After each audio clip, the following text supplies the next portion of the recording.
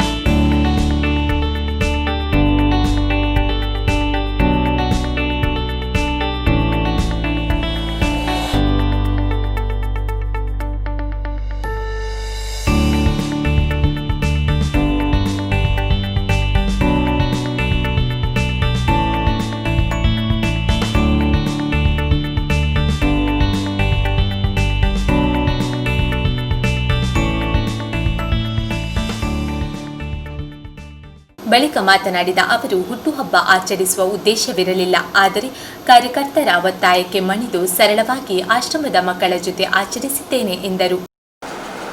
ಹುಟ್ಟುಹಬ್ಬ ಆಚರಣೆ ಮಾಡೋದು ಬೇಡ ಅಂತಂದ್ರೂ ಕೂಡ ಪುಟ್ಟ ಮಕ್ಕಳೊಂದಿಗೆ ಇವತ್ತು ಆಚರಣೆ ಮಾಡಬೇಕು ಅಂತೇಳಿ ಕಾರ್ಯಕ್ರಮನ ಆಯೋಜನೆ ಮಾಡಿದರೆ ಮೊಟ್ಟಮೊದಲಾಗಿ ತಮಗೆ ನಾನು ಹೃತ್ಪೂರ್ವಕ ವಂದನೆಗಳನ್ನು ಸಲ್ಲಿಸ್ತಾ, ನಮ್ಮನ್ನ ನಾವು ಯಾಕೆ ಬದುಕಬೇಕು ಅಂತ ಹೇಳಿ ಇನ್ನೊಬ್ರು ಹೇಳ್ಕೊಡ್ತಕ್ಕಂಥ ಅವಶ್ಯಕತೆ ಇಲ್ಲ. ಯಾಕೆ ಮನುಷ್ಯನ ಸಹಜ ಗುಣ ಅದು. ನಾನು ಹೇಗೆ ಬದುಕಬೇಕು, ಹೇಗೆ ಬೆಳಿಬೇಕು, ಹೇಗೆ ಎರಡೊತ್ತು ಊಟ ಮಾಡೋಕ್ಕೋಸ್ಕರ ದುಡಿಬೇಕು ಅಂತಕ್ಕಂಥದ್ರೆ ನಮ್ಗೆ ಯಾರೂ ಕೂಡ ಕಲಿಸ್ಕೊಡೋದಕ್ಕೆ ಅವಶ್ಯಕತೆ ಇಲ್ಲ. ಆದರೆ ಇನ್ನೊಬ್ರಿಗೋಸ್ಕರ ಬದುಕ್ತಕ್ಕಂಥ ಬಡವರ, ವಿಶೇಷವಾಗಿ ನಮ್ಮ ಪುಟಾಣಿ ಮಕ್ಕಳಿಗೋಸ್ಕರ ತಮ್ಮ ಜೀವನವನ್ನು ತ್ಯಾಗ ಮಾಡಿರ್ತಕ್ಕಂಥ ನಮ್ಮ ಅನಂತ ಕೃಷ್ಣ ಅವರು ನಿಜವಾಗ್ಲೂ ಕೂಡ ನನಗೆ ಸಂತೋಷ ಆಯಿತು. ನಮ್ಮನ್ನು ಇವತ್ತು ಶುಭದಿಂದ ಇವತ್ತು ತಮ್ಮನ್ನ ದರ್ಶನ ಆಗಿರ್ತಕ್ಕಂಥದ್ದು, ಇಷ್ಟೊಂದು ದೊಡ್ಡ ಸೇವೆಯನ್ನು ಮಾಡ್ಕೊಂಡ್ಬಂದು ಹಲವಾರು ವರ್ಷಗಳಿಂದ ಯಾವುದೇ ಒಂದು ಸಣ್ಣ ಒಂದು ಕೆಲಸ ಮಾಡಿದ್ರು ಕೂಡ ಊರು ತುಂಬ ಪ್ರಚಾರವನ್ನು ಮಾಡ್ಕೊತಾರೆ. ಆದರೆ ಒಂದು ಕೈ ಮಾಡೋದು ಇನ್ನೊಂದು ಕೈ ಗೊತ್ತಾಗಬಾರ್ದು ಅಂತಾರೆ. ಆ ರೀತಿ ಒಂದು ಉತ್ತಮ ಸೇವೆಯನ್ನು ಏನೋ ಅಪೇಕ್ಷಣೆ ಪಡೆದೇನೆ, ಎಷ್ಟೇ ಸಮಸ್ಯೆಗಳಿದ್ರೂ ಕೂಡ, ಎಷ್ಟೇ ಸಂಕಷ್ಟಗಳಿದ್ರೂ ಕೂಡ ತಮ್ಮ ಸೇವೆಗೆ ಏನೂ ಕೂಡ ಅಡಚಣೆ ಆಗದೇನೆ ಈ ರೀತಿ ನಡೆಸ್ಕೊಂಡು ಬರ್ತಾ ಇದ್ದಾರೆ. ನಿಜವಾಗ್ಲೂ ಕೂಡ ನಮಗೆ ನೀವು ನಿಜವಾಗ್ಲೂ ಕೂಡ ನಿಮ್ಮನ್ನೆಲ್ಲ ನೋಡಿದ್ರೆ ನಮಗೊಂದು ಪ್ರೋತ್ಸಾಹ, ಉತ್ತೇಜನ ಸಿಗುತ್ತೆ. ಒಳ್ಳೆ ಸೇವೆಯನ್ನು ಮಾಡ್ತಕ್ಕಂಥದ್ದು.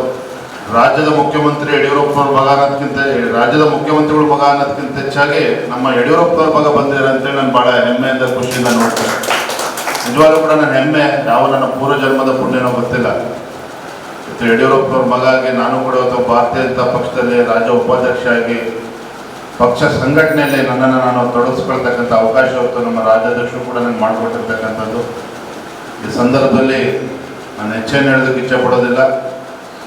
ರಾಜ್ಯದಲ್ಲಿರ್ತಕ್ಕಂಥ ನಮ್ಮ ವಿಶೇಷವಾದ ನಮ್ಮ ಕಾರ್ಯಕರ್ತರು, ಅವರ ಪ್ರೀತಿ, ವಿಶ್ವಾಸ ಅದನ್ನು ಉಳಿಸ್ಕೊಂಡು ಬೆಳೆಸ್ಕೊಂಡು ಹೋಗ್ತಕ್ಕಂಥ ಶಕ್ತಿ ಆ ಶ್ರೀರಾಮ ನನಗೆ ಕರುಣಿಸಲಿ ಅಂತಕ್ಕಂಥ ಮಾತನ್ನೇ ಸಂದರ್ಭದಲ್ಲಿ ಹೇಳ್ತಾ,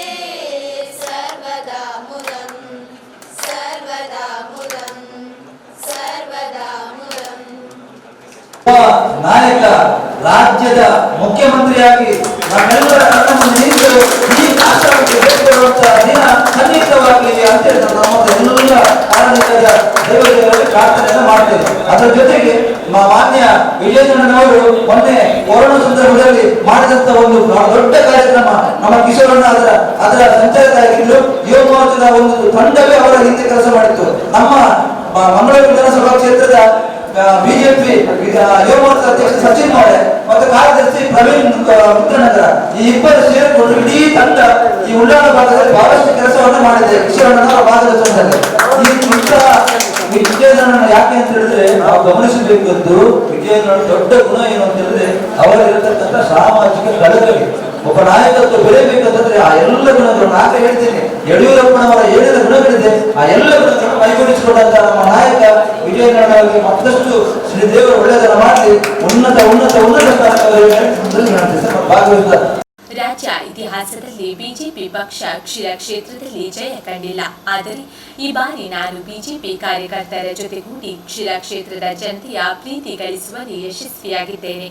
ಉಪಚುನಾವಣೆ ನಡೆದ ಕ್ಷೀರ ಕ್ಷೇತ್ರದಲ್ಲಿ 25,000 ಮತಗಳ ಅಂತರದಲ್ಲಿ ಪಕ್ಷ ಜಯಭೇರಿ ಬಾರಿಸಲಿದೆ. ಇದಕ್ಕೆ ಪೂರಕವಾಗಿ ರಾಷ್ಟ್ರೀಯ ಅಧ್ಯಕ್ಷ ಜೆಪಿ ನಡ್ಡಾ ಅವರು ಹೇಳಿದಂತೆ ಹಳೆ ಮೈಸೂರು ಭಾಗದಲ್ಲಿ ಪಕ್ಷ ಬಲಪಡಿಸುವ ಅವಶ್ಯಕತೆ ಇದೆ.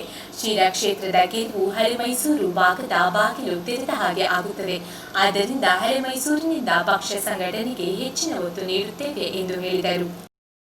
ಇವತ್ತು ವಿಶೇಷವಾಗಿ ನಮ್ಮ ಭಾರತೀಯ ಜನತಾ ಪಕ್ಷದ ರಾಜ್ಯ ಕಾರ್ಯಕಾರಿಣಿ ನಡೀತಾ ಇರ್ತಕ್ಕಂಥ ಸಂದರ್ಭದಲ್ಲಿ ನಾನು ಮಂಗಳೂರಿಗೆ ಬಂದಿರತಕ್ಕಂಥದ್ದು, ದಕ್ಷಿಣ ಕನ್ನಡಕ್ಕೆ ಬಂದಿರತಕ್ಕಂಥದ್ದು. ನನ್ನ ಹುಟ್ಟುಹಬ್ಬದ ಪ್ರಯುಕ್ತ ನಾನೇನು ಆಚರಣೆ ಮಾಡಬೇಕು ಅಂತೇಳಿ ನಾನು ಅಂದ್ಕೊಂಡಿರಲಿಲ್ಲ. ಆದರೆ ನಮ್ಮ ಈ ಕ್ಷೇತ್ರದೆಲ್ಲ ಮುಖಂಡರುಗಳು ಎಲ್ಲರೂ ಸೇರಿ ಇವತ್ತು ಅನಾಥಾಶ್ರಮಕ್ಕೆ ಭೇಟಿ ನೀಡಿ ಇವತ್ತು ಗೋಗಳನ್ನು ಪೂಜೆ ಮಾಡ್ತಕ್ಕಂಥ ಒಂದು ಅವಕಾಶವನ್ನು ಕಲ್ಪಿಸಿಕೊಟ್ಟಿದ್ದಾರೆ. ತುಂಬ ಸಂತೋಷ ಆಗಿದೆ. ಇಂಥ ಒಳ್ಳೆಯ ದಿನ ನಾನು ಬಂದು ಇಂಥ ಒಂದು ಸೇವಾ ಕ್ಷೇತ್ರಕ್ಕೆ ಭೇಟಿ ನೀಡಿರ್ತಕ್ಕಂಥದ್ದು ನಿಜವಾಗ್ಲೂ ಕೂಡ ನಂಗೆ ಸಂತೋಷ ತಂದಿದೆ. ಬರುವಂಥ ದಿನಗಳಲ್ಲಿ ನಮ್ಮೇನು ರಾಜ್ಯದಲ್ಲಿರ್ತಕ್ಕಂಥ ನಮ್ಮ ಪಕ್ಷದ ಮುಖಂಡರು ಕಾರ್ಯಕರ್ತರ ಒಂದು ವಿಶ್ವಾಸ ಪ್ರೀತಿ ಎಲ್ಲವನ್ನು ಉಳಿಸ್ಕೊಂಡು ಬೆಳೆಸ್ಕೊಂಡು ಹೋಗ್ತಕ್ಕಂಥ ಆ ಶಕ್ತಿ ನನಗೆ ಲಭಿಸಲಿ ಅಂತಕ್ಕಂಥ ಪ್ರಾರ್ಥನೆ ಸಂದರ್ಭದಲ್ಲಿ ಮಾಡಿ. ನಮಗಿಂತ ಹೆಚ್ಚಾಗಿ ಇವತ್ತು ವಿರೋಧ ಪಕ್ಷದವ್ರಿಗೆ ಇವತ್ತು ಅರ್ಥ ಆಗಿದೆ.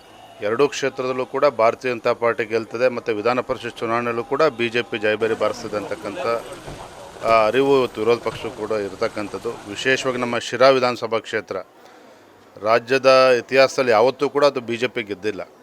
ನಾನು ಅಲ್ಲೇ ಒಂದು 18-20 ದಿನ ನಮ್ಮೆಲ್ಲ ಪಕ್ಷದ ಮುಖಂಡರ ಜೊತೆ ಅಲ್ಲಿದ್ದು ಕಾರ್ಯಕರ್ತರ ಜೊತೆ ಓಡಾಡಿ ಮತದಾರನ ಅರ್ಥ ಮಾಡಿಕೊಂಡು ಅವರ ಒಂದು ಪ್ರೀತಿಯನ್ನು ಗೆಲ್ತಕ್ಕಂಥ ಕೆಲಸವನ್ನು ಯಶಸ್ವಿಯಾಗಿ ಮಾಡಿದ್ದೇವೆ ಅಂತೇಳಿ ನಾನಂತೂ ಭಾವಿಸಿದ್ದೇನೆ. ಬಹುಶಃ ಕನಿಷ್ಠ ಪಕ್ಷ ಅಂತೂ ಕೂಡ 25,000 ಅಂತರದಲ್ಲಿ ಶಿರಾ ಕ್ಷೇತ್ರ ಭಾರತೀಯ ಜನತಾ ಪಾರ್ಟಿ ಕಮಲ್ದು ಅರಳುತ್ತದೆ ಈ ಬಾರಿ. ನಮ್ಮ ರಾಷ್ಟ್ರೀಯ ಅಧ್ಯಕ್ಷ ಆಗಿರ್ತಕ್ಕಂಥ ನಡ್ಡಾಜಿಯವರೊಂದು ಮಾತನ್ನು ಹೇಳಿದರು. ಹಳೆ ಮೈಸೂರು ಭಾಗದಲ್ಲಿ ಪಕ್ಷವನ್ನು ಬಲಪಡಿಸಬೇಕು ಅಂತಕ್ಕಂಥ ಮಾತನ್ನು ಹೇಳಿದರು. ಬಹುಶಃ ಶಿರಾ ಕ್ಷೇತ್ರದ ಗೆಲುವು ಆ ಹಳೆ ಮೈಸೂರು ಭಾಗದ ಒಂದು ಬಾಗಿಲನ್ನು ತೆರೆಸ್ದಂಗೆ ಆಗ್ತದೆ. ಅದ್ರ ಮೂಲಕ ಇಡೀ ಹಳೆ ಮೈಸೂರು ಭಾಗದಲ್ಲಿ ಪಕ್ಷ ಸಂಘಟನೆಗೆ ಇನ್ನೂ ಹೆಚ್ಚಿನ ಒತ್ತು ಕೊಡ್ತಕ್ಕಂಥ ಕೆಲಸ ಪಕ್ಷದ ಅಧ್ಯಕ್ಷರ ನೇತೃತ್ವದಲ್ಲಿ ನಾವೆಲ್ಲರೂ ಕೂಡ ಮಾಡ್ತೇವೆ. ಕಾರ್ಯಕ್ರಮದಲ್ಲಿ ಆಶ್ರಮ ಸಂಘಟಕ ಅನಂತ ಕೃಷ್ಣ ಭಟ್, ಬಿಜೆಪಿ ಮುಖಂಡರುಗಳಾದ ಕಿಶೋರ್ ಕುಮಾರ್ ಪುತ್ತೂರು, ರವೀಂದ್ರ ಶೆಟ್ಟಿ ಉಳಿದೊಟ್ಟು, ಚಂದ್ರಹಾಸ್ ಪಂಡಿತ್ ಹೌಸ್, ಗೋಪಾಲ್ ಕುತ್ತಾರ್, ರಾಜೀವ್ ಮೈಸೂರು ಮತ್ತಿತರರು ಉಪಸ್ಥಿತರಿದ್ದರು.